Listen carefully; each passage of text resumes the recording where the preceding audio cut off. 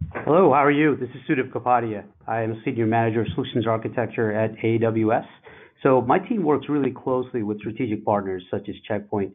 We're happy to talk to you today about some of the great work we've done with Checkpoint and talk to you a little bit also about some of the AWS security solutions.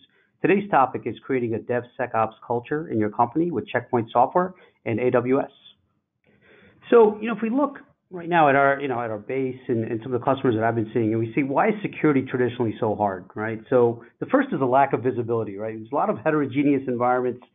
You may be dealing with multiple data centers, operating systems, programming languages. And generally, the attack surface is large.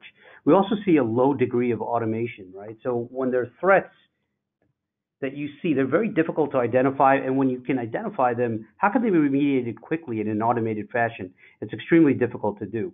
So in general, how can we tie security and weave it into an agile development methodology as part of the DevSecOps culture? You typically don't see that, which is why security is very much an afterthought. It's really difficult to enforce after the fact. So really, we're looking at this compromise, right? So we can either move fast or stay secure. Many of us are in security, and typically, we get made fun of in a lot of ways. It's typically called sales prevention team or innovation prevention. In many cases, security is an afterthought, right? And in many cases, the perception that's going to impact agility and overall time to market. At AWS, our thought on security is that you shouldn't have to make this compromise. And in this presentation, we're going to talk about some of the capabilities that will enable you to stay secure while remaining agile. So we've seen a tremendous amount of enterprise customer adoption across many different industry segments, such as financial services, technology, and healthcare. And there's many common themes that we see between these. Namely, many customers are finding that their workloads are actually more secure on AWS than in their own data centers. And you can see a quote actually from FINRA, from John Brady, who's their CISO. Areas such as patching, encryption, and compliance are actually more secure on AWS than in their own data centers. And also with Slack, very much the same sentiment, right? That their security postures actually better at AWS than in their own data centers. And DNA Nexus, who feels that they can unleash new capabilities such as genomic analysis and clinical studies in a much more secure and compliant manner. So, what are some of the key capabilities that you're going to get? From our perspective, if you look at global security and compliance, if you look at compliance controls such as PCI, HIPAA, right, FedRAMP if you're in the public sector, these are all areas where we've received those accreditations and attestations, and you will immediately inherit by moving your workloads onto AWS. Scalability. So if you look at our services, they're designed for maximum scale. We currently support 18 regions, 58 availability zones. By putting your workloads on AWS, you automatically inherit that scalability and also the security offerings that we've designed to be optimized to secure that environment. The highest standards for privacy and data security as well. Our infrastructure is actually monitored 24/7. It ensures the confidentiality, integrity, and availability of our customers' data. So it's the same world-class security experts who are monitoring the environment that are actually contributing some of our innovative services and solutions as well. And we're also automating deeply, right, with integrated security services. I spoke a little bit about today about the lack of automation. We're going to talk today about leveraging tools such as GuardDuty and leveraging tools such as Lambda to enrich solutions such as CloudGuard, by leveraging solutions such as Dome9 to discover and enforce security groups. These are all powerful automation routines you can tie into your framework. And as Checkpoint, we have the largest network of security partners really in solutions of any cloud provider in the market today. So many of you have seen this.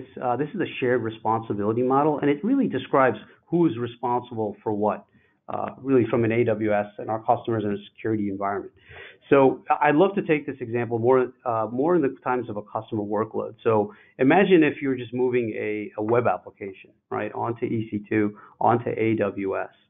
So what is AWS responsible for? Well, we're responsible for making sure that the physical facilities that server is hosted on is secure, right?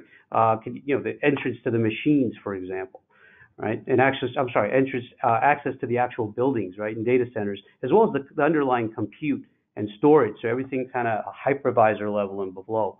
And we're responsible for managing that environment.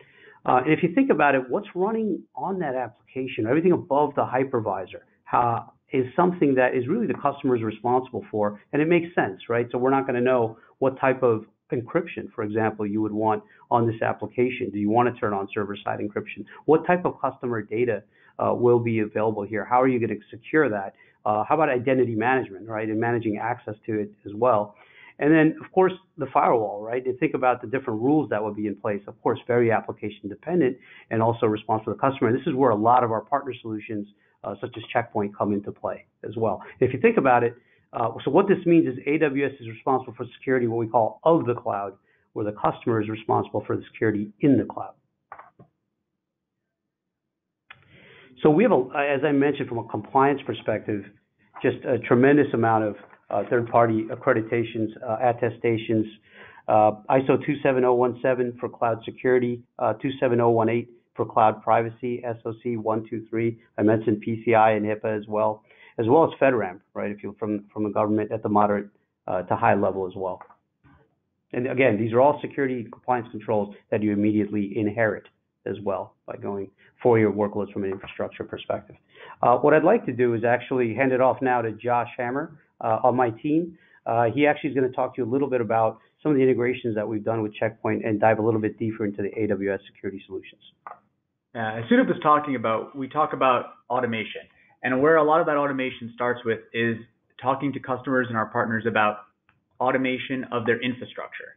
And when we look at infrastructure, we think about things like CloudFormation, the idea that you can now deploy servers, VPCs, storage with simply a defined template. And we like to leverage those things to make our solutions easier to use, but as well as to remove human error that can occur in configuration and changes. One of the really nice tie-ins that we have with Dome9 Arc is that you can actually look at one of those automated templates from CloudFormation to see that it's working with your security control configuration. So you can make sure that before you deploy this template, it meets your existing security requirements. And as we continue down the automation thing, we need to look at those threat remediations, because as you automate your infrastructure, your threats are going to need to also be remediated at that same speed. And we look at this one example here I have up where we're taking in data from GuardDuty.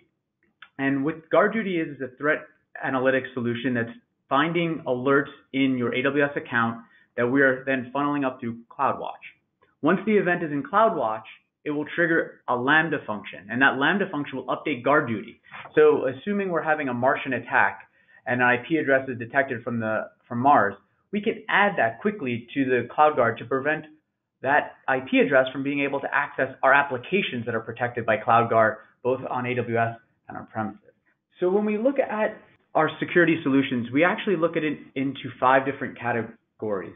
These categories actually align to the AWS security CAF, Cloud Adoption Framework. And they tell a story.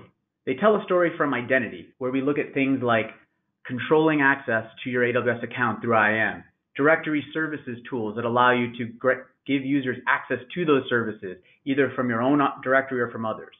Organizations, which allows you to control multiple AWS accounts in a hierarchical manner. Then we look at secrets managers. How do I manage usernames and passwords for applications tools like databases? And then we look at single sign-on that can help mitigate and ease the logon to those services by using federation.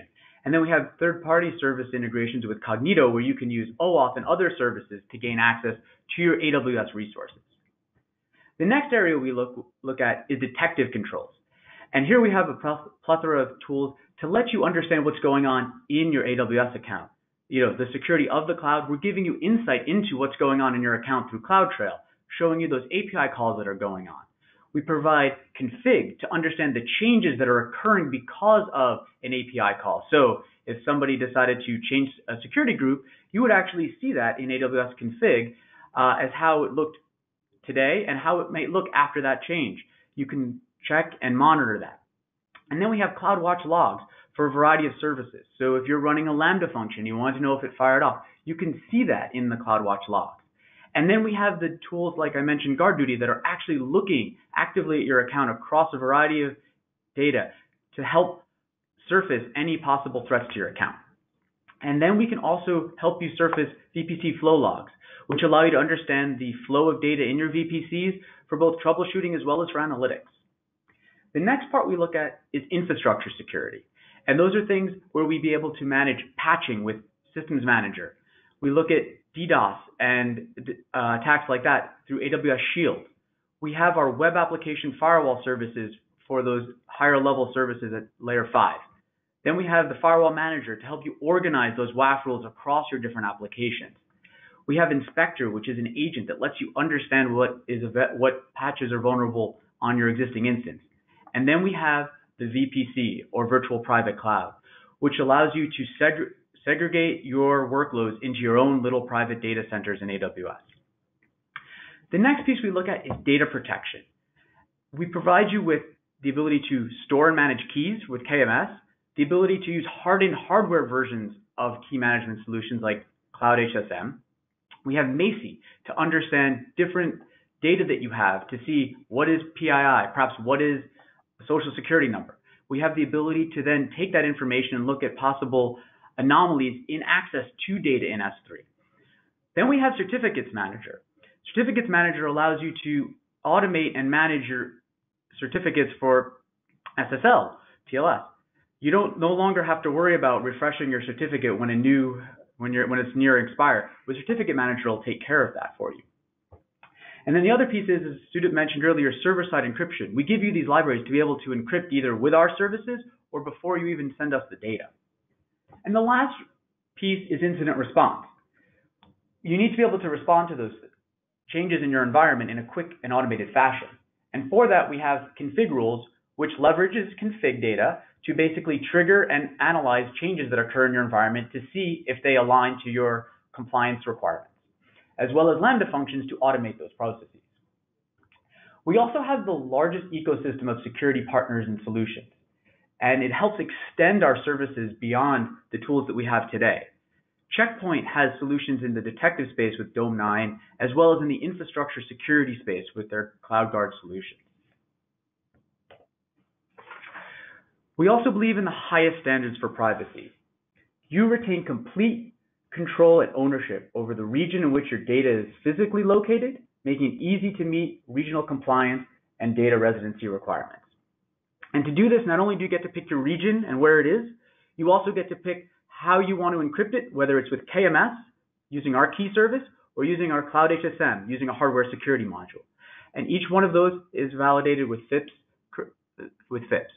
You can then control access to those keys, both for who can rotate them and who can access them to be able to support it. And then this allows you to build in tooling that you can then either use those keys to encrypt the data or to leverage our services that natively use those keys to encrypt the data. So for example, with certain services like RDS, the service and the encryption is behind the scenes. You can use our keys, we will manage it for you. You won't even have to manage the encryption yourself. Or you could choose to write your own use your encryption algorithms to encrypt your own data with our keys. I'd like to now take the time to turn it over to Ram Namas, Global Head of Cloud Security at Checkpoint. Thank you, Josh. Checkpoint has been around cybersecurity for the past 25 years. Checkpoint was established in Israel back in the late 90s, and has grown since then to being a leader in the market of cybersecurity with over 5,000 employees worldwide, providing security services to Fortune 500 companies all over the globe. Checkpoint has been investing in cutting-edge technologies and security since the inception of the company, transitioning from software to hardware, and now expanding into cybersecurity, including investments in cloud and helping our customers transition from their traditional on-premise data centers over to the cloud. We are publicly traded and have been expanding our presence in the cybersecurity world with in-house development and investments in acquisitions, such as the Dome 9 acquisition that has been closed last month. Most of our customers who are transitioning to AWS are looking to take what they know today from their data center, their governance, the security protocols, and the way they look at their domains, and transition over with those governance positions and security postures over to the cloud. AWS has been a great partner for us, enabling customers to achieve exactly that while relying on the infrastructure provided by AWS.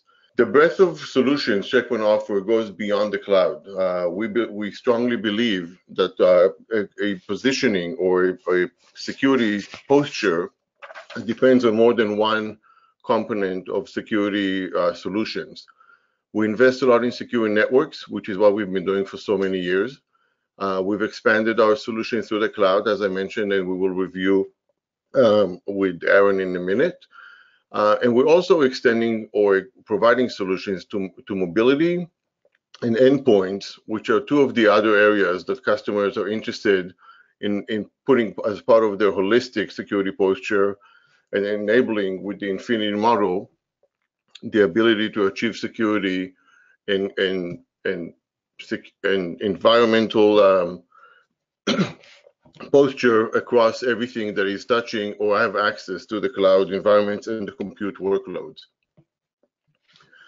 Our CloudGuard family, which is the product line addressing security in the cloud, breaks into two sections. One of them is the private cloud, where we have great integration with VMware Cloud, AWS, and other infrastructures from the private data center that connect and integrate with the cloud, as well as public cloud-centered companies using the cloud as their main or only compute environments and applications connected to the cloud. The added value that our customers are gaining by deploying CloudGuard in the cloud is the extension of the infrastructure capabilities, integration with their native tools, and providing the next generation firewalls, advanced threat prevention. That is one of the areas where we excel over anything else. CloudGuard integrates into the other tools and allowing the customer a single pane of visibility of achieving and maintaining the cloud security posture and extending it beyond the single environment that they're in. With that, let me pass it on to Aaron McEwen, who can talk more about how Zero integrated with Checkpoint on AWS. Thanks, Ron. Thanks for AWS and Checkpoint for inviting me to speak at this webinar. It's great to be able to share some of my experiences as the head of security and engineering architecture at Zero. But today I'm going to talk to you about our view on the shared responsibility model, which the guys from AWS touched on earlier. I'm going to talk about security culture and what it means to have, a positive security culture inside an organization. I'm going to try and give some practical examples about how you can create, a positive security culture through things like, the idea of DevSecOps, for example, and how you can try and influence that change inside your own organization.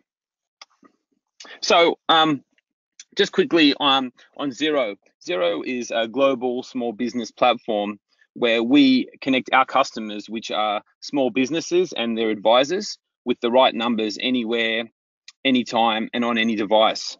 So our founder had a vision to build an accounting platform that would be delivered over the internet to make accounts easy for a small business, and that's what we've set out to achieve. So we began as a startup, actually here based in Wellington, in New Zealand, where I am at the moment, in 2006. We listed on the New Zealand Stock Exchange a year later, and last year we actually moved to a sole listing on the Australian Stock Exchange. So it's been a very rapid journey for us here at Zero through that time.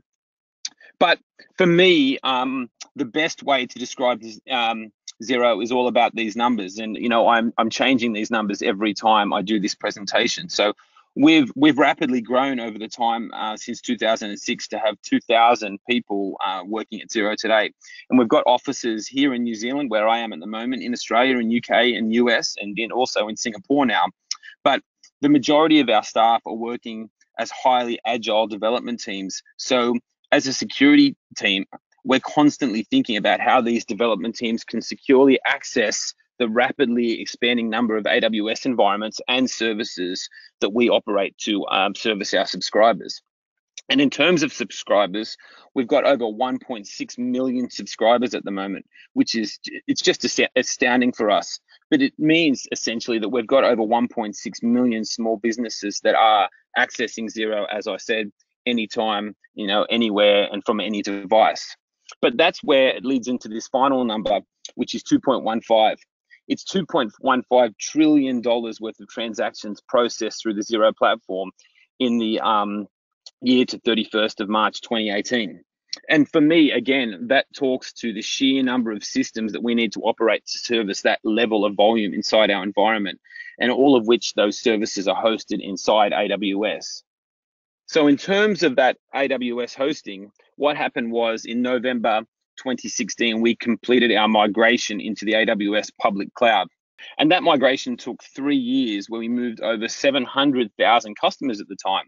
We had 59 billion records of those customers and over $1 trillion worth of transactions. And for us at the time, it was an absolutely astonishing amount. And it was all done whilst we continue to service the needs of those customers. We didn't have the opportunity to shut the platform down and move everyone. We had to do it while those transactions were all still going on. But what we did at the start of that migration, we set goals, and we had 5 key goals, and we had 2 security goals. Those security goals included to have no breaches or accidental information disclosures, and to deploy an architecture that supported controls necessary for the information security standards that we need to maintain. But realistically, when I looked at those 5 key goals and those 2 security goals, I realistically thought our main goal was to run a fully automated stack, including security components. So we're talking about security automation, but most importantly, the goal was to have security automation that could be initiated by a developer, which is fantastic. And so what I did, and when I was preparing for this webinar, I sat down, and the first thing is setting goals is incredibly important. And even when you're looking at your security culture or working with your security partners, having goals and working towards those goals is incredibly important. But really, as it lists here, the main focus of this migration was to support our next wave of growth. We were growing at a rapid pace, and the traditional infrastructure that we were maintaining couldn't keep up. We needed to cut our platform build times from weeks to minutes to seconds to milliseconds, as indicated in this slide, but also whilst lowering our cost to serve. So for us, it was about a shift inside our organization from left to right. So from on-premise hardware to EC2, now to ECS, and then obviously through to using serverless computing such as Lambda functions to rapidly deploy systems when and where we need them. So the big challenge for us in terms of culture and security culture was that during this shift, different product teams were moving at different speeds, and all of these environments needed to work together. That's because we operate many product teams at Xero. So we have hundreds of product teams with pods of 6 to 8 team members. But the important part for us is that these product teams have the autonomy to choose the technology, practices, tools, processes, and services, for example, out of the AWS portfolio that they use to build, deploy, and operate their software. So this can lead often to operational complexity. For us as a security team, it means that we have many points of contact, many stakeholders, and sometimes many conflicting requirements, of course, as most organizations do. But it's led to Xero running as a completely agile environment where things can change very quickly. So for the security team and our security partners, we needed to be part of the solution. We needed to turn from being blockers to enablers of our development teams. And the thing is no longer the answer. And I learned that the hard way, because for me, no was always the answer to start with, but now no longer that is the case. So what about the security team itself? What I actually learned was that developing that security culture that we needed to send out to those product teams, where we needed to turn into enablers, really started with the security team. We were talking about being automated and continuous and visible to those product teams, but we needed to be automated, continuous, and visible ourselves. So as I sort of talked about with our product teams, they operate with speed. So working in an agile way is really in the DNA of Xero. So we needed to work not just in an agile way ourselves as a security team, but also our security partners needed to work in an agile way. So one thing I like to talk about is the fact that our security partners are not competing against each other. They're competing against AWS and my internal development teams.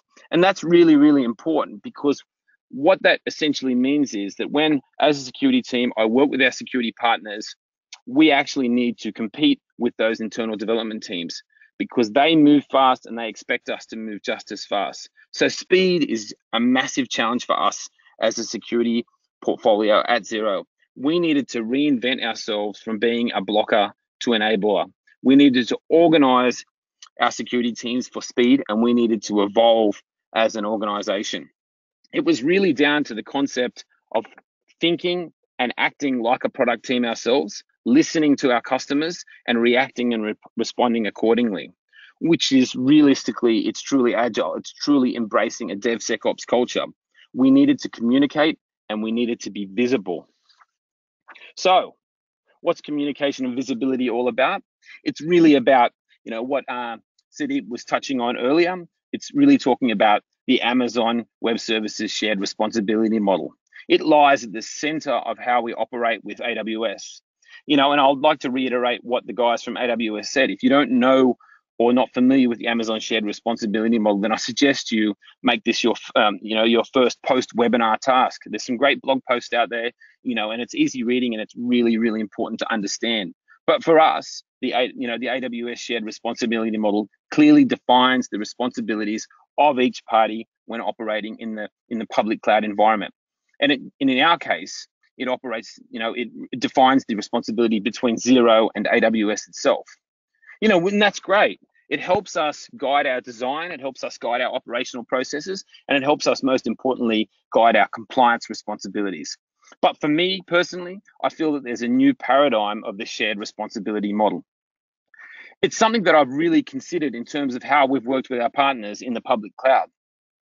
Essentially, it's all about the idea of a shared investment in security and a shared responsibility between not just AWS and Xero, but also, in our case here, Checkpoint. It's fundamental to the way we operate. And I say that because without the complete cooperation of both Xero, AWS, and our security partners, such as Checkpoint, we would not be successful. So in our case here, these three organizations during our migration operated like a virtual team. And to our stakeholders, our product teams during that migration, it was important that clear, consistent messaging was delivered from all the parties. So AWS is responsible for the security of the cloud, and Checkpoint, in this case, and Xero are responsible for the security in the cloud. And that's great. They need to operate like a virtual team. So ultimately, you really need to think of your security vendors as your partners. You need to work in the public cloud, but be aware of the shared responsibility model.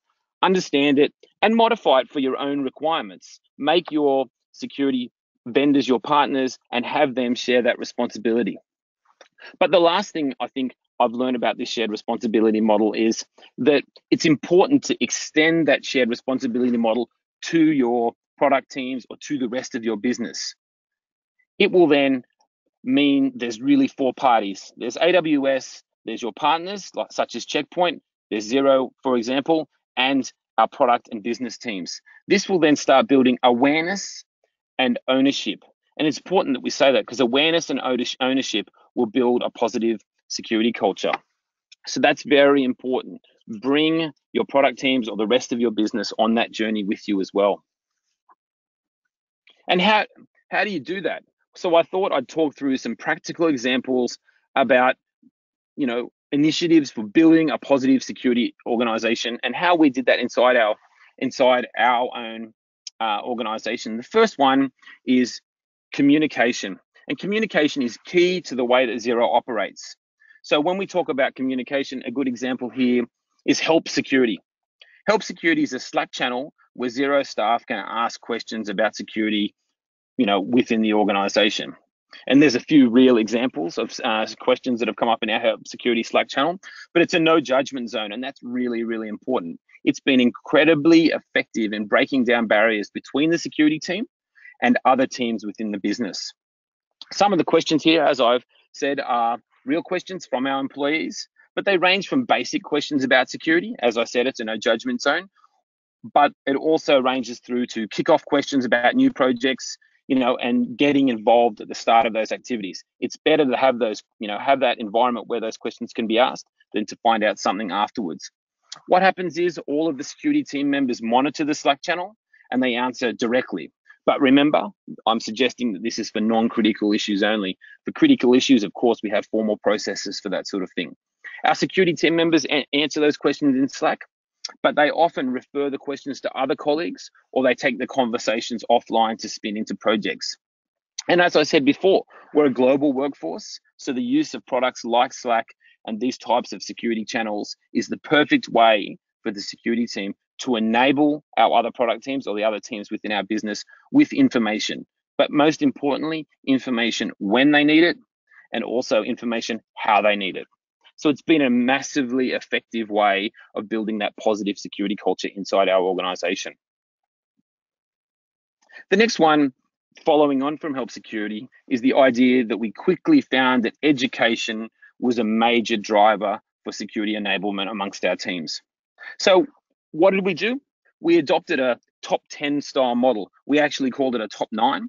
So we built a top 9 for cloud-based security issues that we regularly see. So we actually have, as it's indicated there, we have top 9 lists for zero infrastructure security, XIS, and we have top 9 lists for zero application security, XAS. The top 9 was actually developed by the security architecture team inside our organization, and it's now the go-to area for new starters at zero, which is fantastic. And it's also the first point of call for product teams when they're spinning up a new project. The format of the top 9, these risks that are listed, the top 9 risks, it's easy. It's for teams to follow, and it's broken down into sections such as make sure you know these things. It's got diagrams, it's got do's, it's got don'ts, and then it has other references. But alongside that, we also developed a security architecture knowledge base. Remember, this is about enablement and visibility. So we developed a security architecture knowledge base. It's a pattern repository for all of the configurations that the security architecture team sees across the organization. And patterns are incredibly important. They're also allowing the product teams to take control of their own security. And remember, education is a major driver for security enablement amongst your teams. It certainly was a major driver for security enablement amongst our teams, and it's certainly a major driver for building security culture in a positive manner inside an organization. The focus on education through areas such as Help Security, as I've described, and Slack, and the development of the security architecture knowledge base has led to culture change even inside our security team itself as to how we react and respond to issues. But the biggest driver to security enablement and cultural change for us is thinking of your product teams as your partner. I talked about that earlier, and that's something that is really underpinning our new view of the shared responsibility model. And part of that is having a flexible approach to identity and access management. No longer it's something that's very walled off inside our organization. We let our users or our product teams can take control of identity and access management. And so we wanted to build a stakeholding amongst these teams in regards to that identity and access management. So what did we do inside Xero? And this is a real example of what we actually did. We went out and we spoke to those product teams. We asked them what they needed, how they needed it, when they needed it, where they needed it. So what we did, we actually built this system, Pac-Man for short, or Platform Access Manager. This is a real version of the UI. But why did we build it? It was really born out of necessity. It was born out of the answers that those product teams gave us. But what we found was the product teams worked dynamically. They didn't want to use manual processes. They wanted to be empowered. So we built it really to give them a faster response. We built it to have less tickets for the identity and access team and less manual processes, but most importantly, we built it for more enabled teams inside our organization. So for example, if I step you through this system here, I can query the status of all of my identities within the Xero ecosystem. I can reset my passwords for these identities. I can request additional access controls to those environments. I can request additional AWS accounts. And soon, I'll be able to actually make requests for AWS key management system keys. And also, I'll be able to request firewall changes from this system as well, which is fantastic. We're building more and more features into this system so that we can further enable these product teams. But as you can see here, my managed domain password has expired, as it usually does. It's indicated to me, so I can actually go in and look into that, and I can actually remediate the issue myself, which is fantastic. And the most important thing, this system keeps people like the AWS account owners in the loop for approvals, because we run a least privilege style environment by both role and account. And so as an owner of a number of AWS accounts, I can see who has access into those environments, and I can see requests for those environments coming through. I can grant or deny those requests, and it's also logged and audited to meet our compliance requirement. So again, it's giving a faster response to the rest of our organization. It's less tickets for the identity team, and it's also making other people more enabled. And that's really important, the enablement, especially when it comes to security culture. So just like Help Security, Pac-Man is also available via Slack, so that our product teams who work primarily in Slack, everyone seems to be on Slack these days, they can query the status of their identities through Slack as well, which is fantastic. But as I said, it also meets our compliance requirements, which is great. But we can talk about compliance for a moment. And Sadeep talked about compliance, and so did Josh. He talked about automation. And for us, automated compliance is very, very important at Xero. Why? Because compliance is everyone's responsibility. We're subject to legal, industry, regulatory compliance obligations, just like every organization, such as ISO, SOC 2, GDPR, etc. But operating thousands of servers, I think we've got about 7,500 servers at the moment, and hundreds of AWS accounts make this a challenge. So really, the answer to this is to treat policy and treat compliance as automated. And that means things like CIS scanning in real time rather than doing manual checks or using spreadsheets. So in our example, we have CIS baseline scanning that's completed. We then communicate that results of the CIS baseline scanning directly up to our product teams who own the affected systems, mind you, and this report is also sent up to our risk team. This process allows the security risk team to demonstrate not only that we have those policies in place, but it provides them the ability to report against those policies for all of the systems, both the servers and our AWS environment and the services inside AWS that we operate. In this case, what's the net result for the security risk team? It's a faster response. They're able to respond faster to questions from the product teams, but also respond faster to auditor sort of inquiries and requirements. There's less tickets for them, but it also makes them and the product teams more enabled. So you can see a theme here. It's really about being more enabled. We make the teams more enabled, and it builds that DevSecOps or positive security culture inside the organization. But what about the security team itself? You know, I often get asked, was there a culture change inside the security team? And the answer to the question is yes, there was definitely a culture change inside security. And realistically, you know, our roles as a security team changed to a certain degree. It was a journey, and I talked about the AWS migration taking 3 years, but you know, the journey for the security team has taken 3 years. So I wouldn't suggest for a minute that this culture change or this building of DevSecOps really is going to happen overnight. We started personally by forming a cloud security team, which was part of our platform as a service team 3 years ago. And this was primarily a small technical security team that was independent of that, what I would indicate as the traditional security team at the time. And to be honest, that cloud security team and the security team competed at first. And that's important because, you know, we were very, very independent. We really focused as a security team on AWS security during our migration. And how did that security team work? And this is something that I like to reflect back on. We started using agile methodologies when we formed that cloud security team. We had daily stand-ups, 2-week sprints. We did split sprint planning, retrospectives, etc. But to be honest, I didn't find that worked at all. We spent a lot more time planning than we did actually doing. So we changed. We switched to Kanban. We started using post-it notes, and we started doing 90-day sort of planning, which worked great because the entire team was here in Wellington. But then again, we weren't showing any visibility. And that's another important theme of what I like to talk about is visibility, because visibility aids DevSecOps, which aids a positive security culture. And realistically, we started having other teams in our PAS portfolio and other teams inside the organization wanting to know. They wanted information. They wanted to be enabled. So we started using products like Trello, and we moved to online systems so that we could share and therefore empower the rest of our organization. So visibility and communication were the important ways in which those teams evolved.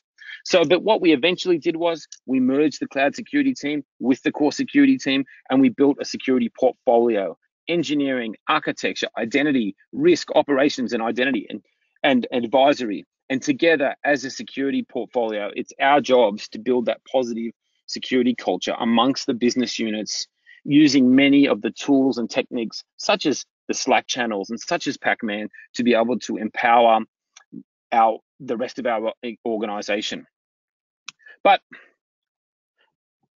my favorite slide, I love this slide. I use it in every slide that I do at the moment. And ultimately, the purpose and intent of the DevSecOps realistically is making everyone responsible for security.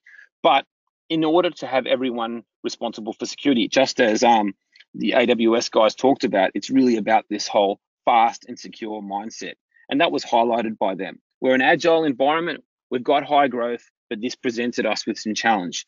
So realistically, the most important thing we can do as security practitioners is change the mindset of the people around us, change the mindset of the development and product teams, give them access to the security tooling, give them access to the tooling that's made available through AWS and through Checkpoint so that we can actually empower, make things more visible.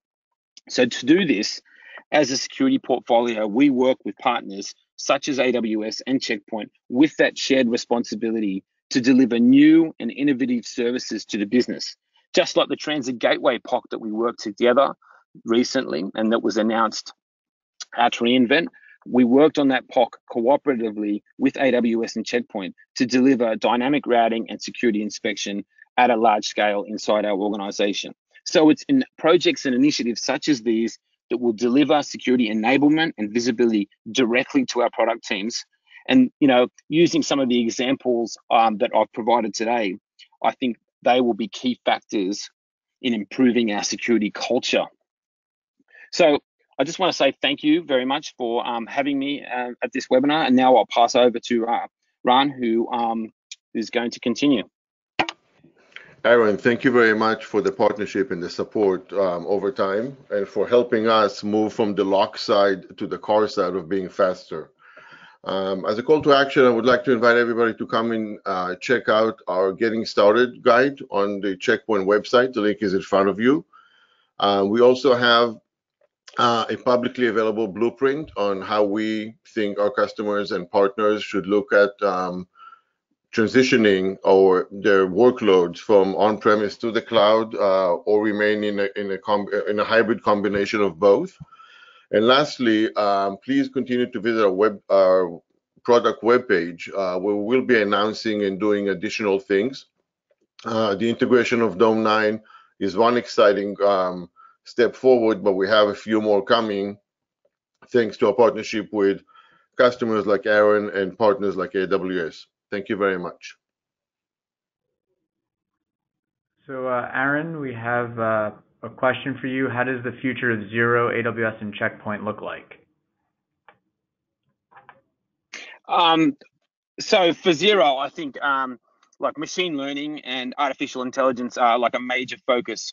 We've got vast amounts of data contained within our platform, and unlocking that vast data is really something we're striving to do, because we feel, just like enabling the product teams inside our organization. Unlocking that data will enable our customers as well. And that's probably our biggest focus. But specifically for the security team at Xero that I manage, the focus is really, again, that theme of enablement. It's about enabling the product teams and making the security systems more visible. So, I can say that we're working closely with all of my security partners on visibility initiatives where we move the responsibility of security out of the frame of reference for the security team itself and move it to the product teams or to the rest of the business. So, it's enablement of our customers and enablement of the teams around us, and that's all done through surfacing data and making things more visible. So that's what really we're focusing on at the moment. Great. Hey, Ron, can you talk more about how Checkpoint CloudGuard inspects traffic? Of course, the CloudGuard product line is a traditional gateway, if you would, of the firewall engine with the advanced threat prevention and deep packet inspection deployed around VPCs in an architecture that transitions all packets through it and being inspected as any other firewall would. Applying the various engines that Checkpoint implements into gateways, including the advanced threat prevention on the wire. Thanks. Hey, Aaron, what is Xero now able to do with the help of AWS and Checkpoint? That's a good question. It's back to some of our key directions or our key goals for the migration, and those really are agility, scale, and growth in partnership with security. I think that without Checkpoint and AWS working together, we couldn't deliver agility and scale. We couldn't support our growth as we've done, as you saw. We've grown rapidly, but we couldn't have done it with security as well. So if I go back to why we've got that partnership, I really wanted to blend the best of breed, public cloud platform with a trusted enterprise sort of security software provider. So that's allowed us to focus on the future by enabling these teams and then meeting the needs of our millions of customers, which has been fantastic. Hey, Ron, what AWS services integrate with your solution?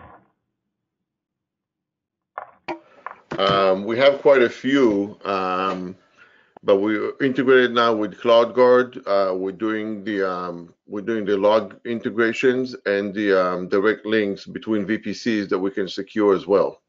Are the three highlights, I think, of what we see our customers using. Ron, can you talk more about how automated compliance works? The automated compliance that we offer today is part of our Dome9 acquisition. And it is basically with the Dome9 engines, we're enabling our customers to define their compliance criteria. And that could go from simple things such as an S3 bucket should not be open to the public internet, into other deeper and more detailed configurations of different components of the customer deployment, and making sure that those policies are translated, if you would, from human language into a policy that is being enforced and auto scales automatically across whatever the customer is deploying or growing into as they go forward. This also integrates with IAM controls that allow the Dome9 engine, to also make sure that the activities of users within those environments maintain everything in compliance and within their privilege profile. Aaron, how many VPCs do they have, and how are they connected into your security architecture? It's a very complicated answer. The answer to the question is we have literally hundreds of VPCs. Given that we essentially run a number of shared PaaS accounts, I suppose, and then we have product accounts. We have environments across prod, UAT, and test. But essentially, we have hundreds of VPCs. The way, at a high level, that our architecture works is we operate a hub and spoke style architecture, I suppose, being that we have a central threat protection zone. That threat protection zone is essentially a security controlled ingress, egress, and routing point for all of our VPCs. So look at it this way. Essentially, in that threat protection zone is where our Checkpoint CloudGuard, amongst another of other security products, sits.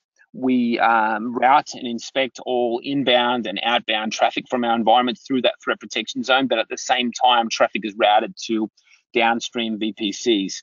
In a similar way, if one VPC, say run by our banking team, needs to communicate with a service in an environment, for our payroll product, that communication is routed again through the threat protection zone, and essentially that then covers us for both north-south as well as east-west traffic routing and inspection. We operate multiple numbers of these environments across multiple AWS regions, globally distributed. So it's really a hub and spoke in style architecture.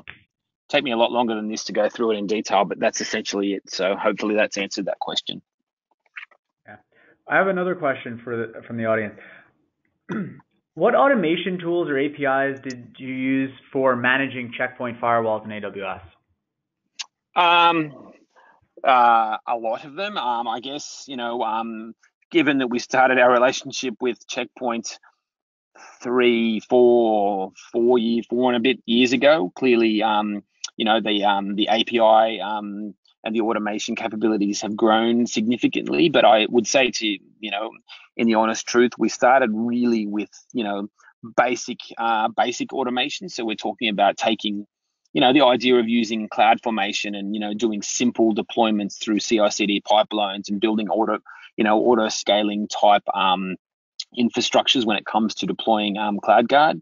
But as we've developed our relationship with Checkpoint, we've been on the forefront of the work coming out of the Checkpoint product teams in terms of more advanced automation, and that automation has now got to a point for us where we're starting to use it for that automated compliance process. So what that essentially means is that we're really working quite hard with Checkpoint to unlock the information that's contained within our Checkpoint platform to do really two things: to allow our product teams to somewhat query and modify rules and configurations and all that sort of stuff, but also allow our risk teams to start to be able to surface up information that's contained within the Checkpoint platform, so that, for example, instead of when we do audits and all that sort of stuff, instead of an engineer going to Smart Console and capturing that information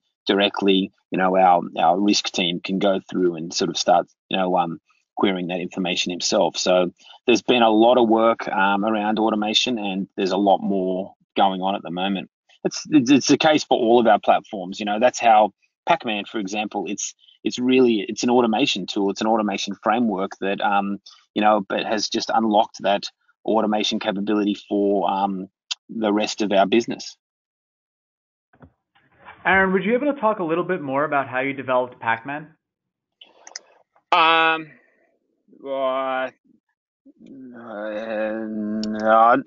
That's a whole other topic, and I don't think I could cover it in the 3 minutes we've got remaining. So I'd love to. I certainly would, but I don't think we're going to be able to cover that in the short amount of time we've got left. Sounds good. Ron, I have the last question for you then.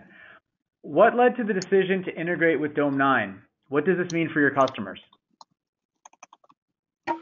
So I think our customers, as we were looking at what our customers were doing, securing the perimeter of the VPCs by the traditional way of firewalls is not sufficient.